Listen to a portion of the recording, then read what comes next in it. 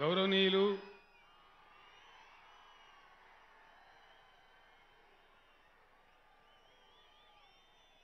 ఢిల్లీ రాష్ట్ర ముఖ్యమంత్రి గారు శ్రీ అరవింద్ కేజ్రీవాల్ గారు, పంజాబ్ రాష్ట్ర ముఖ్యమంత్రి శ్రీ భగవంత్ సింగ్ మాన్ గారు, ఉత్తరప్రదేశ్ రాష్ట్ర మాజీ ముఖ్యమంత్రి ప్రస్తుత ప్రతిపక్ష నాయకులు సమాజ్వాదీ పార్టీ అధ్యక్షులు గౌరవనీయులు శ్రీ అఖిలేష్ యాదవ్ గారు, కమ్యూనిస్ట్ పార్టీ ఆఫ్ ఇండియా జాతీయ కార్యదర్శి మన తెలంగాణ ప్రేమికులు గౌరవనీయులు డి రాజా గారు, ఇంతకు ముందే మనకు సందేశం ఇచ్చి కేరళకు వెళ్ళినటువంటి గౌరవనీయులు కేరళ ముఖ్యమంత్రి వర్యులు విజయన్ గారు, వేదికను అలంకరించిన సిపిఐ సిపిఎం రాష్ట్ర కార్యదర్శులు, ఆంధ్రప్రదేశ్ బీఆర్ఎస్ అధ్యక్షులు శ్రీ తోట చంద్రశేఖర్ గారు, గౌరవనీయులైన రాష్ట్ర మంత్రివర్గ సభ్యులు, బీఆర్ఎస్ పార్టీ రాష్ట్ర కార్యవర్గ సభ్యులు, మన పార్లమెంటరీ పార్టీ నాయకులు గౌరవనీయులు డాక్టర్ కేశవరావు గారు, శ్రీ నామా నాగేశ్వరరావు గారు, గౌరవనీయులైన పార్లమెంట్ సభ్యులు, శాసన మండలి సభ్యులు, శాసనసభ్యులు, జడ్పీ చైర్మన్లు,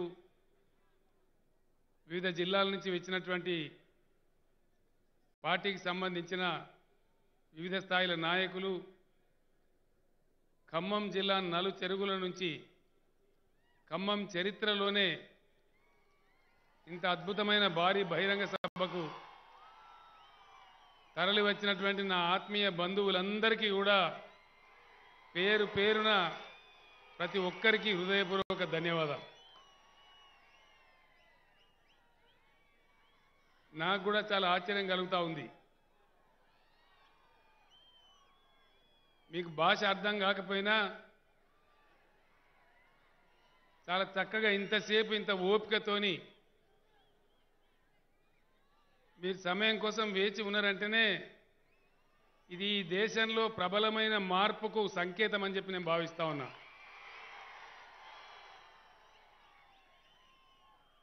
మన బీఆర్ఎస్ సంగతి, నా సంగతి నేను తర్వాత చెప్తాను,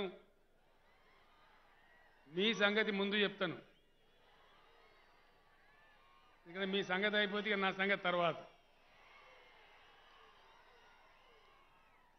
మన కొత్తగూడెంలో పోయి కేసీఆర్ గారు చాలా వరాలు ఇచ్చారు, ఖమ్మంలోనేమో జాతీయ పంచాయతీ పెట్టింది, మరి మా సంగతి ఏంటి అని మా సర్పంచులందరూ అనుకుంటారు. మన ఖమ్మం జిల్లాలో ఇప్పుడు 589 గ్రామ పంచాయతీలు ఉన్నాయి. ప్రతి గ్రామ పంచాయతీ కూడా ముఖ్యమంత్రి ప్రత్యేక నిధి నుంచి 10 లక్షల రూపాయలు ప్రత్యేకంగా నేను మంజూరు చేస్తా ఉన్నాను, మనవి చేస్తా ఉన్నాను. అదేవిధంగా ఖమ్మం రూరల్లో ఉన్నటువంటి పెద్ద తాండా కానీ, కల్లూరు కానీ, ఏదులాపురం కానీ, తల్లాడ కానీ, నేలకొండపల్లి కానీ 10,000 జనాభాకు మించి ఉండి ఇవి మున్సిపాలిటీలు కాకుండా ఉన్నాయి, మేజర్ గ్రామ పంచాయతీలుగా. వీటికి కూడా తలా 10 కోట్ల రూపాయలు మంజూరు చేస్తూ ఉన్నాం. వీటి అభివృద్ధి కూడా మన ముఖ్యమంత్రి నేను మనవి చేస్తూ ఉన్నాను. ఖమ్మం మున్సిపాలిటీని మంత్రి గారు అజయ్ గారు బాగా చక్కగా తీర్చిదిద్దారు. అప్పుడు తుమ్మల గారు ఉన్నప్పుడే కొంత కార్యక్రమం ప్రారంభమై వారి హయాంలో కొంత నడిచింది. అదే స్ఫూర్తితో అజయ్ గారు కూడా బాగా ముందుకు తీసుకెళ్తూ ఉన్నారు. అక్కడ సత్తుపల్లి మన వెంకట వీరయ్య గారి ఆధ్వర్యంలో సత్తుపల్లి మున్సిపాలిటీ కానీ, ఇతర మున్సిపాలిటీలు మధిర కానీ, వైరా కానీ ఇవన్నీ కూడా అభివృద్ధి కావాల్సినటువంటి అవసరం ఉంది. ఖమ్మం మున్సిపాలిటీకి ప్రత్యేకంగా మరొక 50 కోట్ల రూపాయలు ముఖ్యమంత్రి నిధి నుంచి నేను మంజూరు చేస్తూ ఉన్నాను.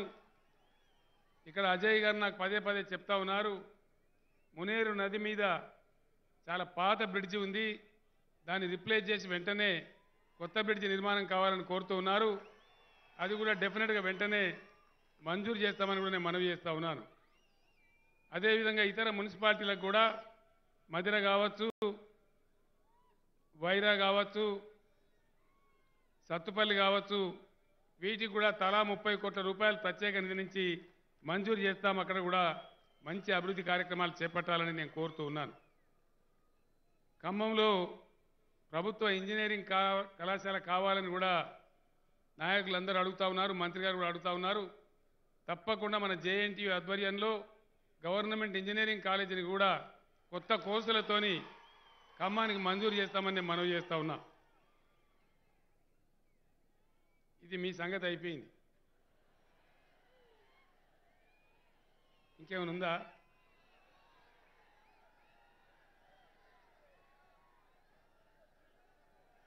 జర్నలిస్టులదా?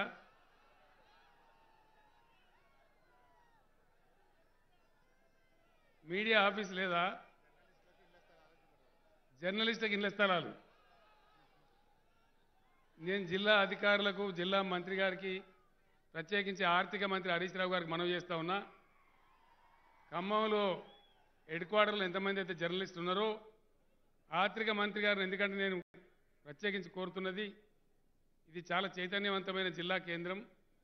ప్రభుత్వ స్థలం ఉంటే సంతోషం, సరే, లేకపోతే కొంత ల్యాండ్ అక్వైర్ చేసినా సరే ఆర్థిక మంత్రి గారు, స్థానిక మంత్రి గారు కోఆర్డినేట్ చేసి ప్రతి ఒక్క జర్నలిస్టుకు కూడా ఇళ్ల స్థలం వెంటనే ఒక నెల రోజుల లోపల మంజూరు చేయాలని చెప్పి కూడా ఈ సందర్భంగా కోరుతా ఉన్నాను. తప్పకుండా మీ హామీని కూడా నెరవేరుస్తాం.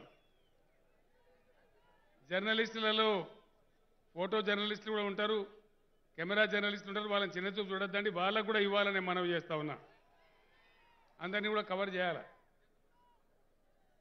ఇప్పుడు ఇక దేశం సంగతి, బీఆర్ఎస్ సంగతి. ఒక విచిత్రమైనటువంటి పరిస్థితి. దయచేసి మన బాబు లులిపెట్టదా ప్లీజ్.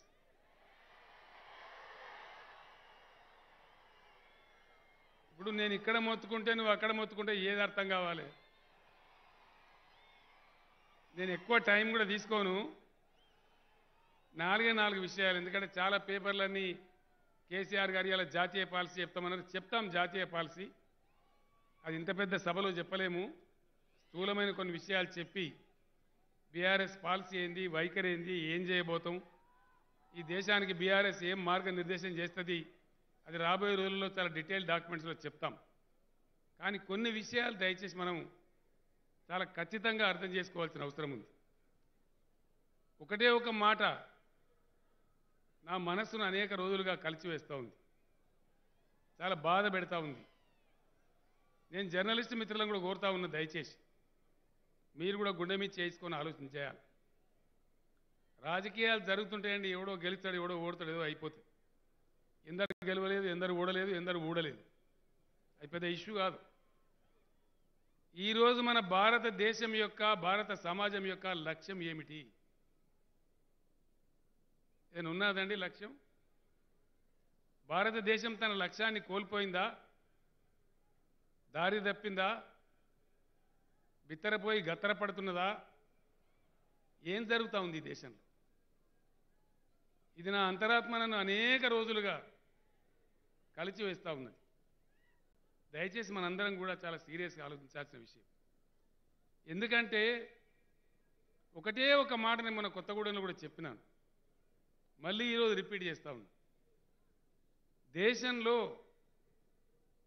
ఎవరిని అడుక్కునే అవసరం లేనటువంటి, ఏ ప్రపంచ బ్యాంకు అప్పు తీసుకునే అవసరం లేనటువంటి, ఏ అమెరికా కాళ్ళు మొక్కాల్సిన అవసరం లేనటువంటి, ఏ విదేశీయుల సహాయం అవసరం లేనటువంటి సహజ సంపద ఈ దేశ ప్రజల సొత్తు.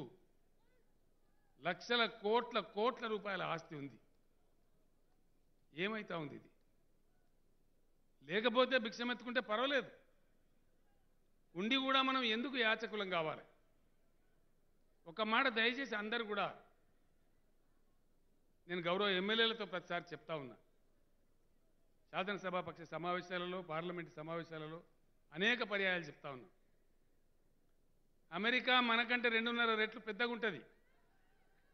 కానీ వానికి ఉన్న వ్యవసాయ భూమి 29%. చైనా మనకంటే 1.5 రెట్లు పెద్దగా ఉంటుంది. వాళ్ళకున్న వ్యవసాయ భూమి 16% మాత్రమే. మొత్తం భారత భూభాగం ఎకరాలలో కనుక కొలిస్తే 83 కోట్ల ఎకరాలు మన భారతదేశ భూభాగం. ఇందులో సరాసరి సగం 41 కోట్ల ఎకరాలు 50% సాగుకు అనుకూలమైన భూమి ఉంది. అపారమైన జల సంపద ఈ దేశంలో కురిసే వర్షపాతం 1,40,000 టీఎంసీలు, 4,000 billion cubic metres. 4,000 billion cubic metres అంటే ఇంటూ 35, 1,40,000 టీఎంసీల వర్షపాతం కురుస్తుంది. అందులో 70% ఆవిరైపోతుంది. అంటే రమారమి 70,000 టీఎంసీలు ఆవిరైపోతే మనం ఉపయోగించుకోగలిగే నీరు పుష్కలంగా 70,000-75,000 టీఎంసీల నీరు ఉంది. భూమి ఉంది, నీరు ఉంది, అద్భుతమైనటువంటి సోలార్ ఇన్సిడెన్స్, పంటలు పండడానికి అవసరమైనటువంటి సూర్యరశ్మి, సూర్యకాంతి అద్భుతంగా కలిగి ఉన్న దేశం. సముద్ర తీర ప్రాంతాలలో ఉండే హ్యూమిడ్ వెదర్ కావచ్చు, ల్యాండ్ లాక్డ్ అంటే భూమి తీరం లేకుండా ఉన్న తెలంగాణ, మధ్యప్రదేశ్, ఉత్తరప్రదేశ్, ఢిల్లీ లాంటి రాష్ట్రాలు కావచ్చు, పంజాబ్, హిమాచల్, కాశ్మీర్ లాంటి శీతల రాష్ట్రాలు కావచ్చు, 3 డిఫరెంట్ అద్భుతమైనటువంటి ఆగ్రో క్లైమేటిక్ జోన్స్ ఉన్నవి. ఇండియాలో యాపిల్ కూడా పండుద్ది, మామిడికాయలు కూడా పండుద్ది. ఇది ఇతర దేశాలలో ఉండదు. ఇందాకనే పెద్దలందరూ కూడా సహచర ముఖ్యమంత్రులు చెప్పిన విధంగా కష్టించి పనిచేసే జాతి రత్నాలు 139 కోట్ల జనాభా ఉంది. ఇన్ని కలిగి ఉన్న దేశంలో మెక్డొనాల్డ్ పిజ్జాలు, మెక్డొనాల్డ్ బర్గర్లా మనం తినేటి. ప్రపంచానికే అద్భుతమైన ఫుడ్ చైన్ పెట్టి, అద్భుతమైన పంటలు పండించి, సాగునీళ్ళని పైకి తెచ్చి, దాని కనెక్టెడ్గా ఫుడ్ ప్రాసెసింగ్ ఇండస్ట్రీ పెట్టి, అందులో కోటాను కోట్ల మందికి ఉద్యోగాలు కల్పించి, బెస్ట్ ఫుడ్ చైన్ ఆఫ్ వరల్డ్గా ఉండాల్సినటువంటి ఇండియా ఇలా కెనడా నుంచి కందిపప్పు దిగుమతి చేసుకుంటుందా? ఇంతకన్నా సిగ్గుచేటు ఇంకేమైనా ఉంటుందా? 1,00,000 కోట్ల రూపాయల విలువైనటువంటి ఆయిల్ను దిగుమతి చేసుకుంటామా? ఇది నిజం కాదా? ఇది మన అబద్ధమా? స్టోరీయా? నేను చెప్తున్న టీఎంసీల లెక్క నాది కాదు, కేంద్ర ప్రభుత్వం, central water commission of India చెప్పే లెక్క. ఇది ఆషామాషి వ్యవహారం కాదు. దయచేసి జర్నలిస్ట్ మిత్రులతో నేను కోరుతాను, దీన్ని చర్చ పెట్టండి దయచేసి, ప్లీజ్, ఫర్ గాడ్స్ సేక్.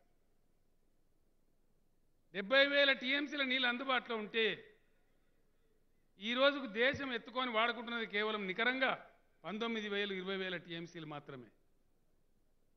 75 సంవత్సరాల స్వతంత్రం తర్వాత కోట్లాది మందికి ఈరోజు కూడా విషపు మంచినీళ్ళ గతి. ఎవరు దీనికి బాధ్యులు? ఎవరు ఈ పాపాత్ములు? అందుకే నేను అడిగింది, దేశానికి ఒక లక్ష్యం ఉందా? భారతదేశానికి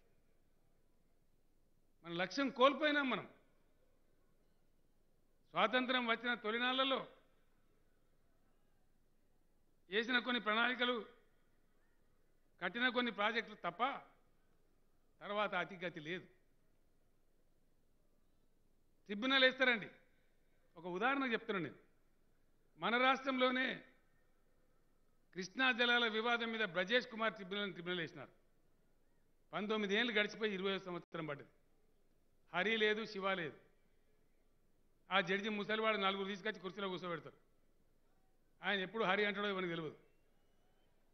20 ఏళ్ళు దాటుతుంటే ట్రిబ్యునల్ ఉలుకు పలుకు లేకపోతే ఆయన తీర్పు చెప్పేది ఎప్పుడు? ఆ తర్వాత దాని మీద ఉన్న మగవాళ్ళు మళ్ళీ గ్రీన్ ట్రిబ్యునల్, ఈ ట్రిబ్యునల్, ఆ ట్రిబ్యునల్ వాళ్ళు క్లియర్ చేసేది ఎప్పుడు? తర్వాత డిజైన్లు అయ్యేది ఎప్పుడు? నిధులు సమకూరేది ఎప్పుడు? ప్రాజెక్టులు కట్టేది ఎప్పుడు? ప్రజలకు సాగునీళ్ళు, తాగునీళ్ళు వచ్చేది ఎప్పుడు?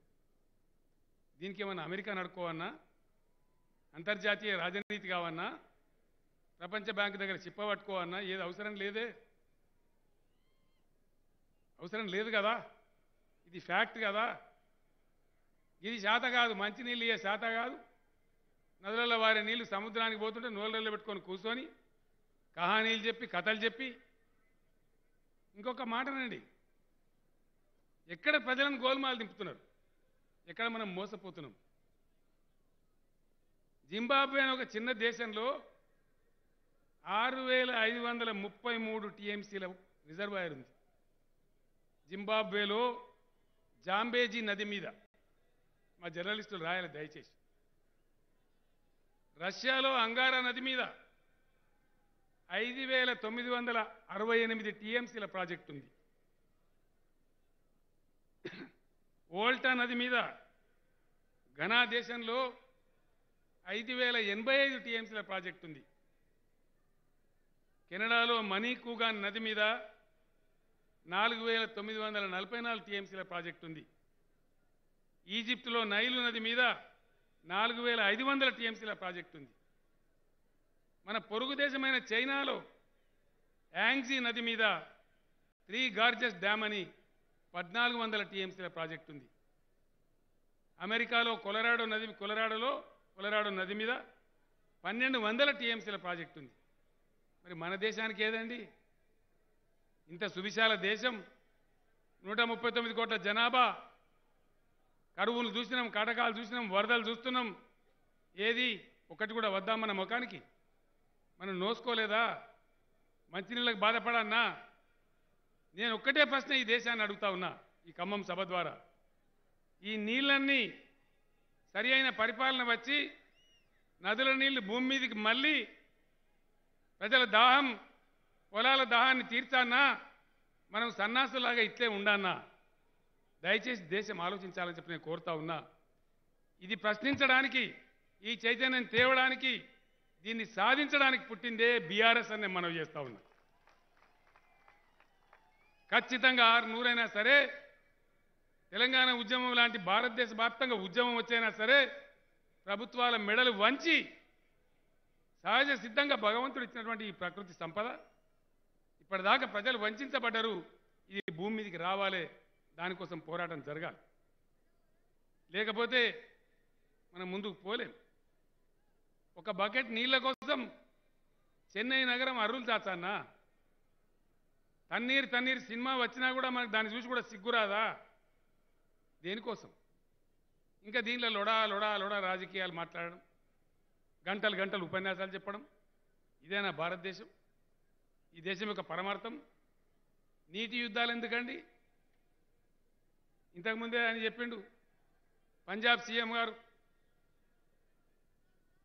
సట్లెజ్ దాని ఉపనదులైనటువంటి రావి, బియాస్ మీద పంజాబ్, హర్యానా రోజు దన్నుకుంటా ఉంటాయి. ఎందుకు దన్నుకోవాలి? మహానది నీళ్ల కోసం ఒరిస్సా, ఛత్తీస్గఢ్ యుద్ధం, నర్మదా జలాల కోసం గుజరాత్, మధ్యప్రదేశ్ల మధ్యలో కొట్లాట, కావేరీ జలాల కోసం తమిళనాడు, కర్ణాటకలో కొట్లాట, మన గోదావరి నదుల మీద మహారాష్ట్ర, కర్ణాటక, తెలంగాణ, ఆంధ్ర పంచాయతీ. ఇవి ఇట్నే కొనసాగుతూనే ఉండన్నా?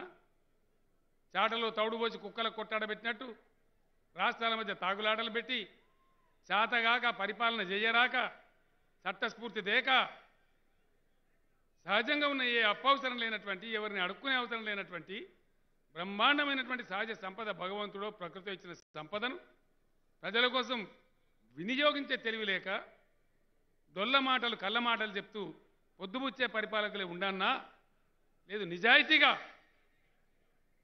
ఇలా మనం చేసుకుంటలేమా? కాళేశ్వరం కాలేదా? పాలమూరు అయితలేదా? సీతారామ పరుగులు పెడతలేదా ఖమ్మంలో? కాదా? సంకల్పం ఉంటే, చిత్తశుద్ధి ఉంటే. కాబట్టి దయచేసి దీన్ని ప్రశ్నించడానికి, ఇది సాధించడానికి, సహజ సిద్ధంగా ఉన్న ప్రజల ఆస్తి ప్రజల పాలు కావడానికి అనవసరంగా పెడుతున్న కష్టాలను ఈ భారత జాతిని విముక్తి చేయడం కోసం పుట్టిందే బీఆర్ఎస్. వేరే ఉద్దేశం లేదని చెప్పి నేను మనవి చేస్తా ఉన్నా. ఈ దుర్మార్గానికి ఎవరండి కారణభూతులు? దొందే కాంగ్రెస్, బీజేపీ. भैया हमने कर दिया, उन्होंने रोक दिया। भैया हमने कर दिया, इन्होंने रोक दिया। కాంగ్రెస్ ఉంటే బీజేపీని తిట్టడం, బీజేపీ ఉంటే కాంగ్రెస్ని తిట్టడం, ఈ తిట్ల పురాణమా మనకు కావాల్సింది? మన గొంతులు దడవాన్నా, మన పొలాలు దడవాన్నా, మన పొలాలు బండాన్నా? దయచేసి ఆలోచించాలని చెప్పి నేను కోరుతా ఉన్నా. అదేవిధంగా కరెంటుకి ఏమైందని నాకు అర్థం కాదు. ఈ దేశంలో అందుబాటులో ఉన్న కరెంటు 4,10,000 మెగావాట్లు. దేశం ఏ రోజు కూడా 2,10,000 మెగావాట్లకు మించి వాడలే.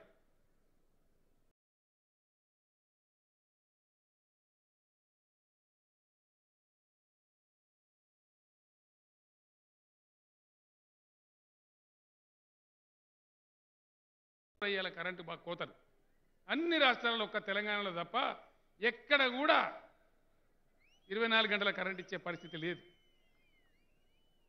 బీఆర్ఎస్ ప్రతిపాదించేది మనకుండేనా? తెలంగాణలో 7 ఏళ్ల కింద మన గతి ఏముండే? బీఆర్ఎస్ లాంటి భావజాలం ఉన్న పార్టీలు అధికారంలోకి వస్తే 2 ఏళ్లలో వెలుగు జిలుగుల భారతదేశం మన తెలంగాణలాగా వెలిగిపోయే భారతదేశాన్ని తయారు చేస్తాం. Yes, it is a challenge. రైతులకు ఉచిత విద్యుత్ ఇవ్వమంటే దాని మీద 96 కథలు. వాళ్ళు ఏదో దోపిడీదారులు అన్నట్టు రేవుడీ కల్చర్ అని, ఉచితాలని దానికి పేర్లు పెట్టి దేశానికి అన్నం పెట్టే రైతులను అవమానపరుస్తారు. వేల మంది రైతులు రోజు ఆత్మహత్య చేసుకుంటా ఉన్నారు ఈ దేశంలో. సిగ్గుపడాలి. ఇన్ని సంపదలు, ఇంత భూమి ఉన్న ఈ దేశంలో రైతులు తమ సమస్యల కోసం 13 నెలలు ఎండలో వానలో ఢిల్లీ రాజధానిలో ధర్నా చేసే దుస్థితి ఈ దేశంలో. దయచేసి ఆలోచన చేయండి. ఇదేనా ఈ దేశాన్ని పరిపాలించే విధానం? ఇదేనా మోసం? ఇదేనా దగా? దేశానికి కావాల్సింది ఇదేనా? ఇవ్వలేదా అనుకుంటే వాళ్ళకి ఇష్టమున్న వాళ్ళకి దోషపెట్టడానికి ఇంతకుముందే రాజా గారు చెప్పినారు, విజయన్ గారు చెప్పినారు. సుమారు 11 నుంచి 14 లక్షల కోట్లు ఎన్పిఏల పేరు మీద పెట్టుబడిదారులకు దోషపెట్టినారు. మొత్తం భారతదేశం అంతా మన తెలంగాణలో ఇస్తున్నట్టుగా ఉచిత కరెంటు ఇచ్చి తీరాలి. దానికి అయ్యే ఖర్చు కేవలం 1,45,000 కోట్లు మాత్రమే. బీఆర్ఎస్ గవర్నమెంటు, బీఆర్ఎస్ ప్రతిపాదించే గవర్నమెంట్ వస్తే భారతదేశం మొత్తానికి తెలంగాణ మాదిరిగానే తెలంగాణ మోడల్లో ఉచిత కరెంటు కూడా సప్లై చేస్తామని మనవి చేస్తా ఉన్నా. రైతులకు వాళ్ళ ఆత్మహత్యలు ఆపాలి, స్టెబిలైజ్ కావాలి. రైతు బంధు ఇస్తే దాని మీద కథలు, తర్వాత మళ్ళీ వాళ్ళే ఒప్పుకొని మళ్ళీ వాళ్ళే ఇస్తారు. తెలంగాణ రైతు బంధు లాంటి స్కీమ్ భారతదేశ వ్యాప్తంగా అమలు చేయాలన్నదే బీఆర్ఎస్ నినాదం, బీఆర్ఎస్ డిమాండ్ అని చెప్పి నేను మనవి చేస్తా ఉన్నా. కరెంటు విషయంలో కూడా అదే పద్ధతిలో ముందుకు పోదామని మనవి చేస్తా ఉన్నా.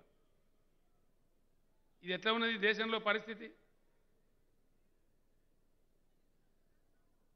రాజా గారు వినాలి.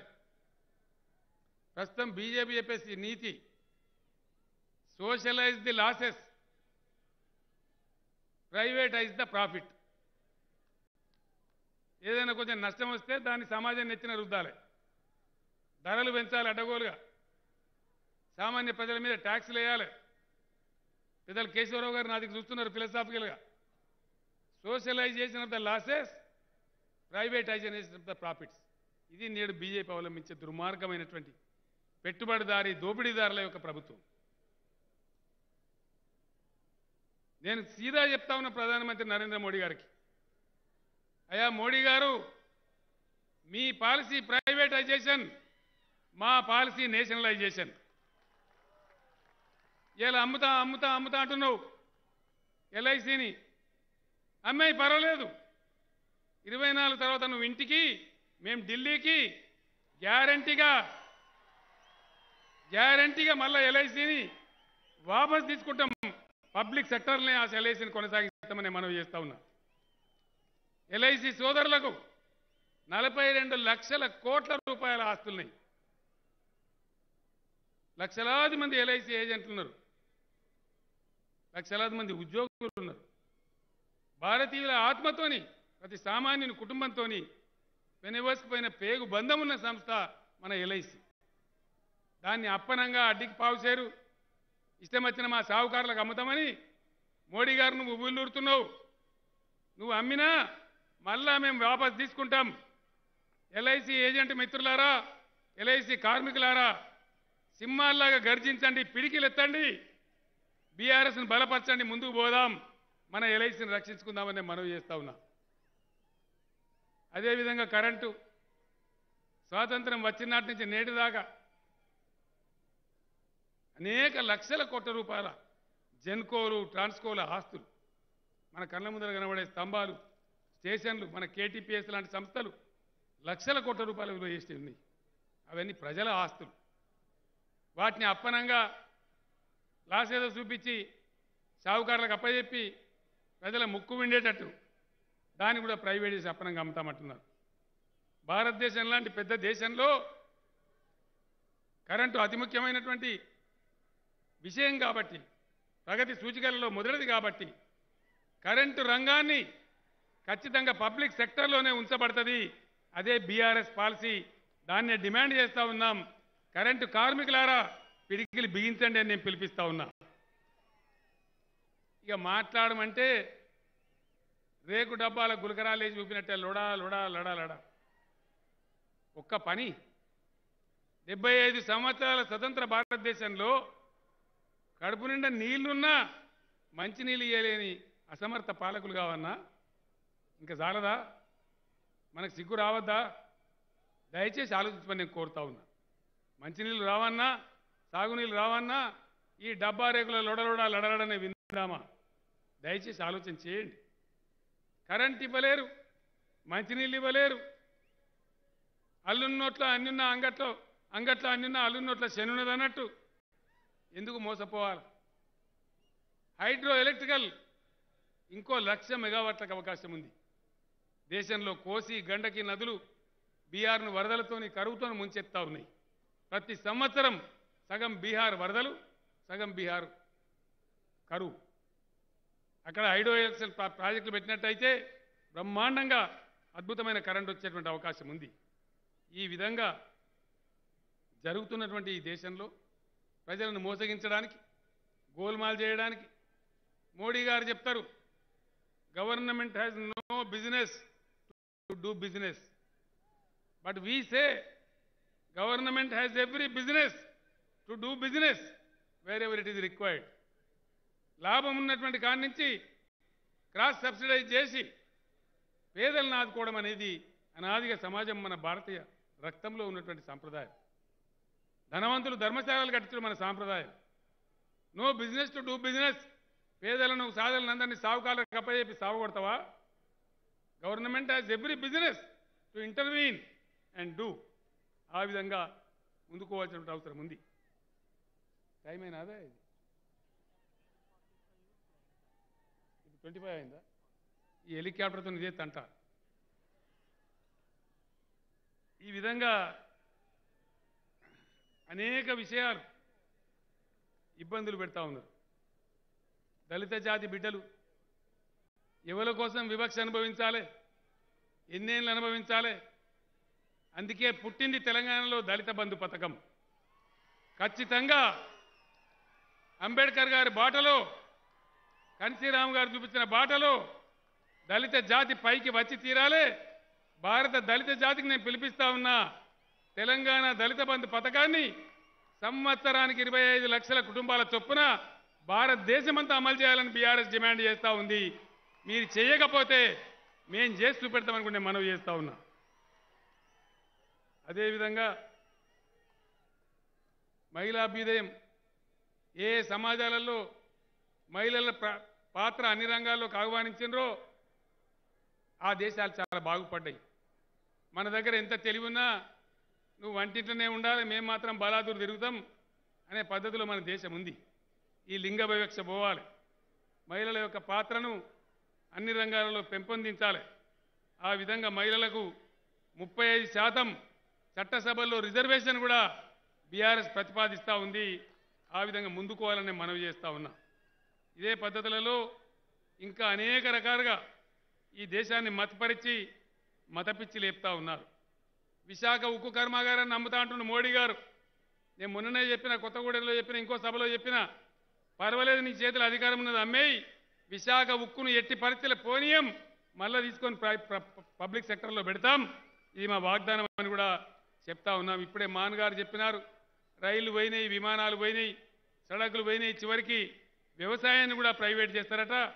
వ్యవసాయాన్ని కూడా ప్రైవేటైజ్ చేసి మన భూములు దానిలో పెట్టి కార్పొరేట్ గద్దలకిచ్చి దానిలో మనమే జీతాలు ఉండే పరిస్థితికి తీసుకొచ్చే కుట్ర కూడా జరుగుతూ ఉంది. నేను మీ అందరినీ ప్రార్థించేది ఒకటే, జ్ఞానం మనకు లేకపోవచ్చు. ఇప్పుడే అరవింద్ గారు చెప్పినారు, భగవంత్ మాన్ గారు చెప్పినారు, జ్ఞానం సొంతంగా ఉండాల్సిన అవసరం లేదు, జ్ఞానం ఎక్కడ దొరికితే అక్కడి నుంచి స్వీకరించాలి. పొరుగునే ఉన్న చైనా ఏ విధంగా ఈరోజు ప్రపంచాన్ని శాసిస్తూ ఉంది. 1980 వరకు మనకన్నా తక్కువ జీడిపి ఉన్నటువంటి చైనా, అణుబాంబు దెబ్బతిని తేరుకొని మళ్ళీ కోరుకున్న జపాన్ ఈరోజు ప్రపంచంలో అద్భుతమైన మేటి దేశంగా వెలుగొందుతూ ఉన్నది. ఏమీ లేని సింగపూర్ అద్భుతమైన ఆర్థిక సౌష్ఠవంతో మన కళ్ళ ముందు కనపడతా ఉన్నది. దక్షిణ కొరియా కానీ, మలేషియా కానీ, ఇంకా ఎన్నో దేశాలు ఉదాహరణలు ఉన్నాయి. అదే పద్ధతిలో మన దేశం కూడా ముందుకోవాలని కోరుతోంది ఈరోజు బీఆర్ఎస్ పార్టీని మనవి చేస్తూ ఉన్నా. అదేవిధంగా మిషన్ భగీరథతోని మనం ధూపదెత్తుకున్నాం. ఇప్పుడే చెప్పినారు అరవింద్ కేజ్రీవాల్ గారు, వారికి ధన్యవాదాలు చెప్తా ఉన్నా. మంచినీళ్ళు కూడా ఇయ్యరాదా కేంద్ర ప్రభుత్వానికి? ఇంత పెద్ద ప్రధానమంత్రి ఇంత పొడుగు ఇంత దొడ్డు అని చెప్తే మంచినీళ్ళు ఇచ్చే శాత కాదా? గడా గడా బడా బడా బడా లొల్లి ఎందుకా? నాకు అర్థం కాదు. పనికి మాలే లొల్లి, మంచినీళ్ళే శాత కాదా? ఏమడుగుతున్నారు ప్రజలు? మంచినీళ్ళే కదా. 5 ఏళ్ల లోపు మా ప్రభుత్వాన్ని ఎన్నుకోండి, విపక్షాల ప్రభుత్వాన్ని. మిషన్ భగీరథ లాగానే ప్రతి ఇంటికి బ్రహ్మాండంగా నల్లాబెట్టి శుద్ధమైన మంచినీటి జలాలు దేశవ్యాప్తంగా అందించేదే బీఆర్ఎస్ పాలసీ అని కూడా ఈ సందర్భంగా నేను మనవి చేస్తా ఉన్నా. నిరుద్యోగ సమస్యను నివారించడానికి బ్రహ్మాండమైన ఐటీ పారిశ్రామిక రంగాన్ని కూడా ఆవిష్కరించే అవకాశం ఉంది. మన దగ్గర make in India, joke in India అయిపోయింది. మేక్ ఇన్ ఇండియా ఉంటుంది కానీ పేటకొకటి పూటకొకటి చైనా బజార్లు ఉంటాయి. మొన్న ఆయన ఫోన్ చేసిండు, సార్ నువ్వు ఉపన్యాసంలో చెప్తే నాకు సిగ్గు అనిపించింది, చైనా బజార్ పేరు తీసి భారత బజార్ అని పెట్టుకున్నా సార్ అని చెప్తుండు. ఆ విధంగా అగ్నిపథ్ను కూడా రద్దు చేస్తాం తప్పకుండా. సైన్యంలో జరిగే నియామకాలు ఒక పద్ధతి ఉండాలి, సైన్యానికి ఒక సిస్టమ్ ఉండాలి. దానిలో కూడా ఏలు పెట్టి తెలివి తక్కువ విధానంతో అగ్నిపథ్ అనే పేరు పెట్టినారు. దాన్ని కూడా రేపు విపక్షాల ప్రభుత్వం రద్దు చేసి తీరుతుంది ఖచ్చితంగా. బీఆర్ఎస్ ఆధ్వర్యంలో పాత పద్ధతులనే కొనసాగిస్తామని నేను మనవి చేస్తా ఉన్నా. అదేవిధంగా పెద్దలందరూ కూడా చెప్పారు, ఏ రకంగా ప్రతిపక్షాలను వేధిస్తున్నారో, ఏ రకంగా తమ వైఫల్యాలను, తమ అసమర్థతను, తమ చేతగానితనాన్ని కప్పిపుచ్చుకోవడానికి ఈరోజు మత విద్వేష మంటలు లేపుతా ఉన్నారు. మతం మత్తులో యువతను చెడగొట్టే ప్రయత్నం చేస్తూ ఉన్నారు.